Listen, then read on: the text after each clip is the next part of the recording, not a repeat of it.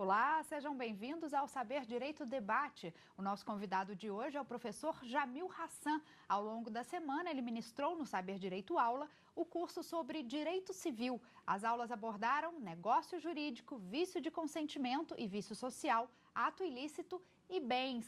Professor, seja bem-vindo ao Saber Direito Debate, é uma honra recebê-lo aqui. O professor, que é professor, na verdade, há 20 anos, ele estava me contando aqui, advogado, mestre em Direito Difuso e doutorando em Direito Constitucional. Além disso, é libanês, filho de libaneses, casado com uma libanesa. Isto. É isso tudo? Isso tudo, e mais um pouquinho ainda. Casou em Dubai. Graças à Copa de 2010. Conheceu ela por lá? Conheci ela na África do Sul, por causa da Copa de 2010. Aí a gente acabou casando em... Foi uma felicidade, né? E pai né? pela segunda vez agora. Pai pela segunda vez, logo, em breve, se Deus quiser. Sempre temos que agradecer, né? É verdade. Acontecem algumas coisas na nossa vida que a gente não consegue entender na hora, né? E acha que é uma situação negativa e depois sempre se reverte numa condição positiva para nós, né? Então nós sempre temos que olhar a vida de uma forma positiva, sem né? Dúvida, Sempre. Só temos que agradecer. Claro. Professor, o senhor ministrou aqui ao longo dessa semana um tema que é de extrema relevância para o direito e para o entendimento, cujo entendimento, inclusive, é essencial para o entendimento também de outros princípios do direito e até para a vida pessoal. Né? Como é que nós vamos firmar um contrato, por exemplo, sem que a gente conheça o mínimo dessas regras e desses princípios ditos aí nessas aulas? Antes do senhor tecer qualquer comentário, eu quero saber do senhor o seguinte: existem de fato no cotidiano, no dia a dia, muitos vícios em relação ao negócio jurídico, aos contratos firmados? Bem, primeiro, eu escolhi esse tema, Carol, porque ele é um tema muito próximo da realidade das pessoas que vão assistir às aulas, né? Então eu escolhi um tema que não fosse muito teórico, que estivesse próximo do nosso cotidiano. Exatamente. Né? Essa foi a minha principal preocupação. A segunda preocupação foi usar uma linguagem que fosse uma linguagem de fácil entendimento, porque o direito ele não pode estar distante da nossa realidade. Ele não pode ser um instrumento somente de operadores do direito. As pessoas têm o dever e o direito de conhecer aquilo que lhes assiste para poder exigir alguma coisa, né? Claro. Então eu abordei o tema, usei uma linguagem acessível e, fundamentalmente, este tema ele está no nosso cotidiano, que é o negócio jurídico. Tudo que nós fazemos na nossa vida em direito civil é um negócio. Sim. Eu vou entrar no metrô, é um negócio jurídico, é um contrato de transporte. Vou entrar no ônibus, é um contrato de transporte. E com base nessa situação, ele está muito mais próximo do nosso cotidiano do que nós podemos imaginar. E aí eu peguei algumas aulas e dediquei o tema, a aula, para falar sobre temas que têm uma repercussão econômica muito importante para nós. E dentro desses temas, o que mais eu tomo cuidado de explicar de uma forma bem detalhada é sobre a tal da fraude contra credores. Você junta economias da sua vida para comprar um imóvel e, por um deslize bobo, deixa de pedir certidões lá de dívida do vendedor, compra o bem e acaba perdendo tudo que você conquistou na sua vida, tudo que você investiu, o dinheiro da sua vida, o seu patrimônio, por um deslize bobo. Então, vamos abordar aqui e ver quais são as precauções que devem ser adotadas na aquisição de imóvel, que é um negócio jurídico extremamente importante para evitar que a sua vida fique correndo riscos à toa, né? Eu vou já repetir então, o que eu falei em aula. Então é um problema corriqueiro mesmo, acontece muito. Acontece. Eu sou advogado, temos escritório e, infelizmente, as pessoas, quando nos procuram, é porque já está tudo perdido. Infelizmente. E não antes, né? Para prevenir que isso aconteça. Não há uma cultura, né, de prevenção. Há uma ideia de que advogado só cuida de litígio, só cuida de briga, né? Eu vou procurar advogado, uma ameaça. Nós temos que criar a cultura que o advogado também serve para a parte preventiva. Procure o advogado, consulte-o, veja se você tem direitos, quais são as necessidades para aquele negócio específico que você está se propondo a fazer, se certifique que nada pode te aborrecer durante a porque nós falamos de sentimento, mas existem outros, existem os vícios, falando sobre vício social, a fraude, existem os vícios de consentimento, que também são situações graves. Temos responsabilidade civil, que também é um fenômeno que pode nos prejudicar. Então, é essencial conhecermos os nossos direitos básicos, no direito civil em especial, foi a nossa proposta, para poder exercê-los com cautela, né? Isso tá é muito certo. importante. E realmente, os contratos firmados entre duas pessoas que não são registrados em cartório, por exemplo, estão mais sujeitos a esse tipo de erro ou algum problema que venha acontecer no decorrer desse negócio? Então, nós precisamos saber que tipo de negócio está sendo celebrado, né? Há uma ideia, um folclore, de que se o contrato for registrado em cartório, ele ganha uma proteção especial. E ele Não é verdade, né? Isso só acontece para uma parcela específica de negócios jurídicos. Eu já vou contar para você qual é, mas não é regra, tá? Eu, por exemplo, celebrei com você uma compra e venda de um carro.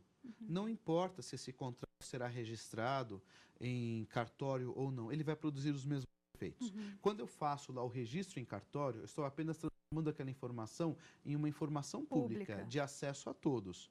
Apenas isso. A importância de fazer registro é quando a lei exige forma prescrita, que são as escrituras públicas. Aí sim, nós temos uma relevância em fazer o registro, que na verdade é a averbação pública. Como que vai funcionar? A lei diz que quando eu estou comprando de você um imóvel, eu preciso celebrar o contrato de compra e venda que é necessariamente a escritura pública. Não tem como ser diferente. Compra e venda é escritura pública. Só que veja, eu estou comprando de você um imóvel no valor de R$1 milhão. Me propus a pagar R$500 mil de sinal e mais 5 parcelas de 100 mil. Este imóvel só será meu com a outorga da escritura. Que garantia eu vou ter de que você vai passar esse imóvel para mim ao término do pagamento? Para ter uma garantia, eu vou celebrar um outro contrato com você, que é chamado de contrato preliminar. Um negócio jurídico que recebe popularmente o nome de compromisso de compra e venda, que é o que o pessoal celebra. Este compromisso de compra e venda tem que ser necessariamente averbado em registro de imóvel. Ele precisa. Tá? Então, como que vai funcionar? Eu vou lá na escritura deste imóvel seu, que nós estamos negociando, e averbo o compromisso. Vai constar lá o seguinte: o imóvel é de Carol. Ela se compromete a vender a Jamil. Entenda, se compromete a vender, outorgar a escritura, quando este acabar de pagar o preço. Então, a partir de hoje, você não consegue mais vender o imóvel para ninguém. É esta a garantia. Mas não havendo essa averbação, há o risco. Entendi. Sabe aquela história que casa de ferreiro espeta de pau, né? Eu vou contar uma história para vocês e para você que aconteceu comigo. Não acredito que o senhor passou por isso. Eu passei. Sabe, Deus toma providências divinas e a gente não consegue compreender.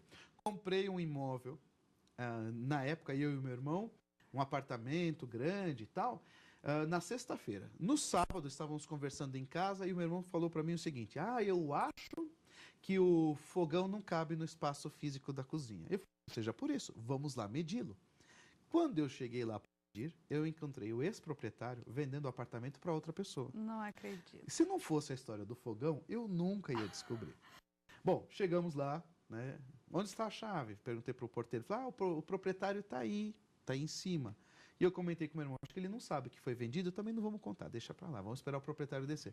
O proprietário desceu, o ex-proprietário, todo animado: não, vamos fechar negócio, claro, vamos assinar. E eu comecei a escutar a conversa e arranjamos a maior confusão, chamamos a polícia e no final não comprei o imóvel. Mas o que deu errado ali? O excesso de confiança.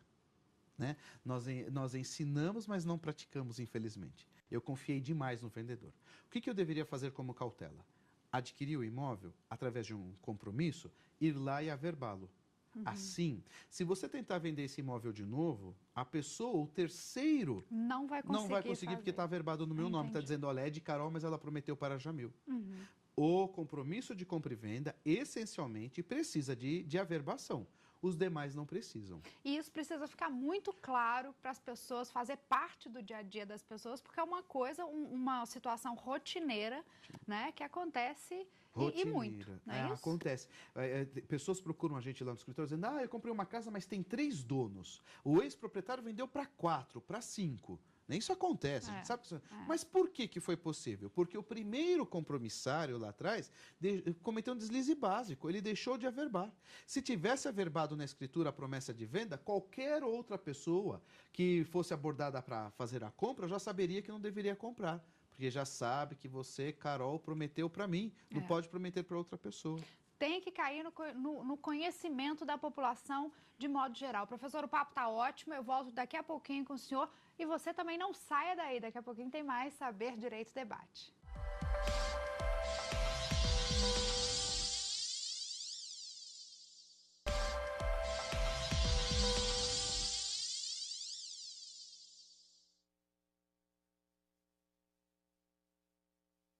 Já voltamos com o segundo bloco do Saber Direito Debate. Aqui comigo, mais uma vez, o professor Jamil Hassan. Professor, dando seguimento aí na nossa conversa sobre o tema, outro ponto que eu acho importante ser destacado é a questão dos princípios do rebus sic stantibus e pacta sunt servanda. Eu adoro essas expressões.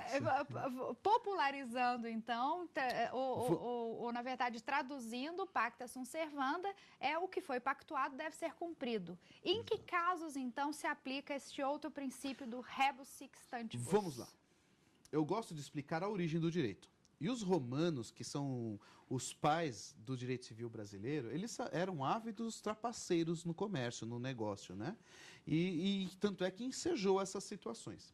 Pacta sunt servanda, basicamente, é um efeito que diz respeito aos contratos e não necessariamente aos negócios jurídicos. E ele diz o seguinte: celebrou o negócio, celebrou o contrato, por livre e espontânea vontade, a sua obrigação agora é cumpri-lo. Não tem como deixar de cumprir. Voluntariamente, a senhora será obrigada a cumpri-lo. Mas, se você se recusar a cumprir, arque com as consequências, que é o pagamento de perdas e danos. Isso é regra. A exceção, no direito atual, é chamado de teoria da onerosidade excessiva, também conhecido como rebus sic stantibus. E o que ela diz? Ela diz o seguinte: se você celebrar um negócio e, após a celebração, acontecer um evento inimaginável, imprevisto, que retira de você a capacidade de continuar o negócio, aí ele poderá ser repactuado ou anulado. E eu vou contar experiências particulares. É uma exceção à regra, então, uma exceção, apenas nesses casos. Só nesses casos. E a legislação, ela é bem pontual. Em arrependimento, não? Não é caso de arrependimento. Rebus sic stantibus é um evento externo e imprevisível. Alheio à vontade à vontade e, principalmente, ele é imprevisível e não improvável. Perfeito. Há uma diferença muito grande entre isso. Essas duas situações. Em 98, eu até contei o caso, eu comprei efetivamente um veículo e fui motivo de piada dos meus amigos. Né? Que bobo, compra este carro, compra outro. E os meus amigos compraram carros importados, leasing em dólar, todos felizes. E eu comprei um carro nacional e usei o CDC. Janeiro de 99, disparou o câmbio. E todo mundo se socorreu da cláusula prevista em lei, rebus sic stantibus, dizendo o seguinte: para desfazer o contrato. Só que neste caso específico do dólar, o rebus sic stantibus aconteceu para o banco também. Foi todo mundo, porque o banco captou dinheiro no exterior e ele também foi surpreendido com a variação do câmbio, né, com o desmonte daquele sistema cambial da época. Então, qual foi a solução do judiciário? Não punir os bancos e não punir os consumidores. Trocar a taxa. Foi a situação mais indicada. Você não ficou isentada de cumprir a obrigação, só vamos desonerá-la. Ao invés de variação cambial, na época foi usado o GPM. Tá? Mas foi aplicada essa situação lá. O rebus sic stantibus pode acontecer em outras situações. Por exemplo, regiões que há uma calamidade pública, né? Você assina um contrato, adquire um bem, de repente vem uma calamidade pública e toda a região é afetada. Rebus sic stantibus era imprevisto, não improvável. Perfeito. Que é uma diferença muito grande. Eu acho importante a gente traduzir, talvez de uma forma mais clara, que o senhor fez muito bem agora, esses princípios para que as pessoas possam, de fato, conhecer os seus direitos, né? É importantíssimo.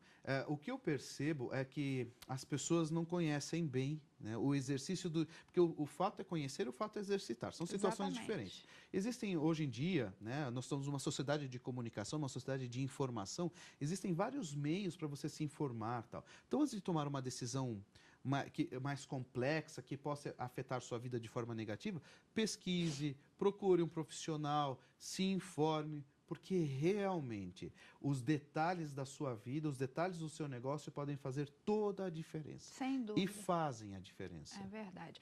Bom, e um último tema sobre o assunto que eu gostaria muito de discorrer aqui com o senhor, vários outros pontos que eu considerei importantes, mas que talvez sejam oportunos nesse momento, a questão das arras, que é uma multa é ou não é? Funciona como multa ou não é multa? É importante para a gente também, para o público de forma geral, entender melhor. E eu vou te responder de uma forma direta. Não sei.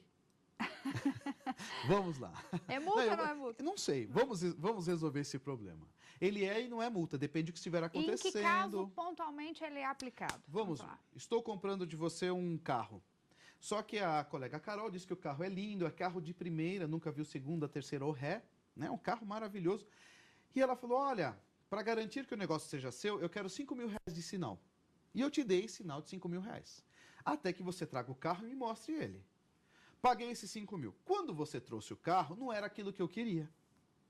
Este sinal que eu te dei de 5 mil reais, que pode ser dado na aquisição de uma casa, na reserva da locação de um bem, este sinal, tecnicamente, chama-se arras. Isto é arras. Bom... É o popularmente conhecido como sinal. Sinal. Pronto. É chamado de sinal. Sinônimo mesmo. É sinônimo mesmo. Bom, desistir do negócio. Aí a lei vem e pergunta, desistiu por quê? Porque não tem mais interesse ou porque não era o que você queria?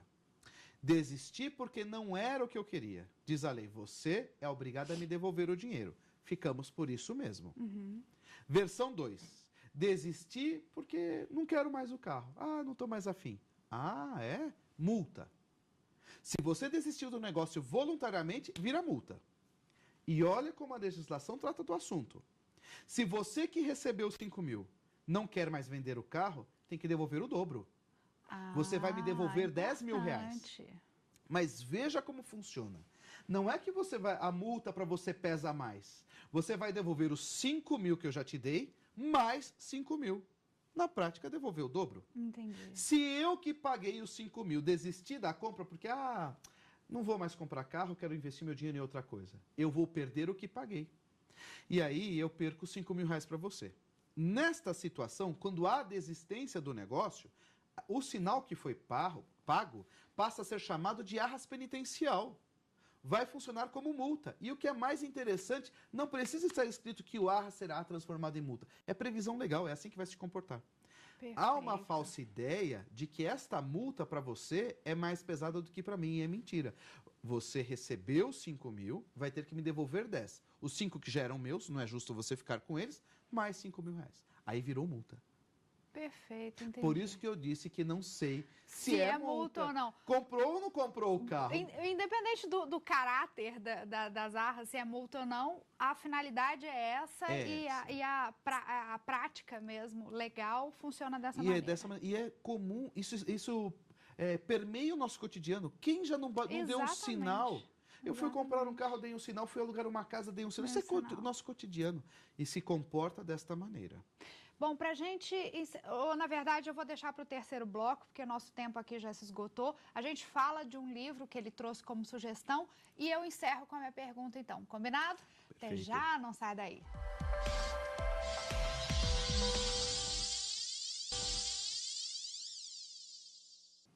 Já voltamos, terceiro e último bloco do Saber Direito Debate, aqui comigo o professor Jamil Hassan. Professor, o contrato de aluguel é um negócio jurídico também? Sim, é um negócio jurídico previsto em legislação própria. O Código Civil fala sobre contrato de locação, mas a redação, todos os pormenores estão em lei própria. É um negócio jurídico. E uma coisa que eu tenho certeza que é dúvida de muitas pessoas e que é prática de mercado sobre a cobrança do aluguel antecipado. É previsto em lei? É legal ou é de fato só uma prática de mercado? Bom, a lei de locação, que estabelece o negócio jurídico, o contrato de locação, diz o seguinte: se este contrato de locação não oferecer garantias de pagamento de aluguel, ou seja, fiança ou depósito, fica autorizado o proprietário, o senhorio, a cobrar antecipadamente a locação. Logo, está previsto em lei a cobrança antecipada nessas situações. É lícito. Então, é permitido, É permitido, né? Sim. Eu sei que é uma prática, né? É. Há uma insegurança nesse tema e é tranquilamente permitido, desde que não haja garantias. Se o contrato tem garantia, está autorizado a cobrança antecipada. Perfeito. Mudando de assunto, então, a gente passa agora para o livro que o senhor trouxe para sugerir como obra de estudo, né, sobre o tema. O senhor nos trouxe aqui o Direito Civil, de Silvio Salvo Venosa, um livro famosíssimo, uma obra, um autor que são realmente essenciais no estudo do direito.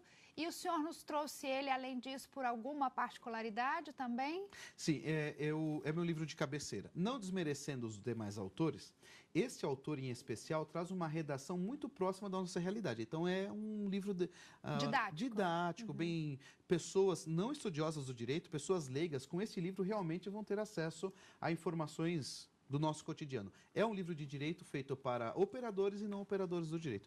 Eu gosto muito. Então, sobre todo esse tema abordado durante as suas aulas, aqui nesse livro a gente encontra o conceito e o ensinamento perfeito para esses temas todos. Sim. O que nós tratamos em aula, ele aborda o suficiente, ele aborda muito bem, com uma linguagem bem simples mesmo.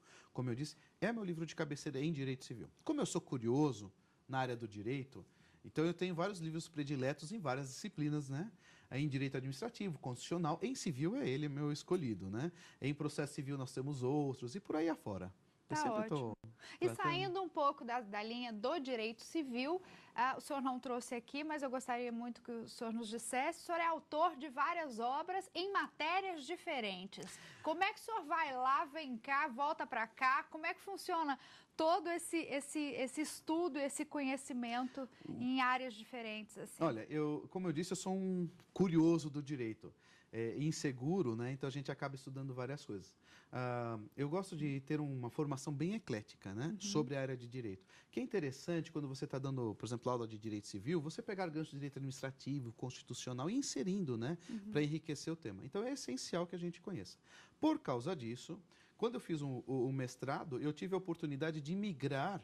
Eu conversei com o meu orientador e eu pude migrar para outras disciplinas do direito. Então, eu fui lá fazer um módulo em processo civil, fiz um módulo em constitucional, um módulo em administrativo, e conforme eu ia me aprofundando, eu comecei a escrever sobre os temas. Cada migração dessa rendeu uma obra. Rendeu um livro. Eu tenho livro de direito internacional, público, eu adoro, de paixão, de processo civil, de direito empresarial, de direito civil, de direito do trabalho, de direito processual do trabalho. É incrível como o senhor realmente migra de matéria em matéria. Eu não ouso, né, lecionar de uma forma muito profunda. Eu gosto de me dedicar àquilo que realmente eu domino, que é o direito civil, mas as outras disciplinas é por paixão. Sim, e nessas outras disciplinas, o senhor fala de algum tema específico delas ou abrange de forma geral então, também? São manuais. É um livro, são obras completas, né? São obras que tratam do assunto de forma esgotativa. Eu trato do assunto de ponta a ponta. É um amante do direito mesmo. Amante mesmo. Infelizmente, ou felizmente, todas as obras estão esgotadas, né? Eu consegui essa proeza de esgotar lá 6 obras jurídicas e a gente agora está repaginando, atualizando para relançar agora. Infelizmente eu não pude trazê-las, né? Porque estão com capas um pouco mas assim que tiver eu já mando para você. Ótimo. Mas elas estão todas aí. Fora os livros não jurídicos, que a gente tem aí algumas coisas publicadas também. Também? Sempre estou. Minha esposa pergunta para mim quando que eu vou me dedicar a ela. Eu falo, sempre que sobrar um tempinho, a gente comparece em casa, tal, né? Mas é uma coisa difícil. E a gente vai escrevendo. É uma questão de curiosidade. O que é? Um romance? Então, eu tenho romances. Agora eu estou me preparando para lançar um livro sobre filosofia. E o pessoal fica falando para mim, mas filosofia é um tema tão árido. Não, é filosofia do comportamento.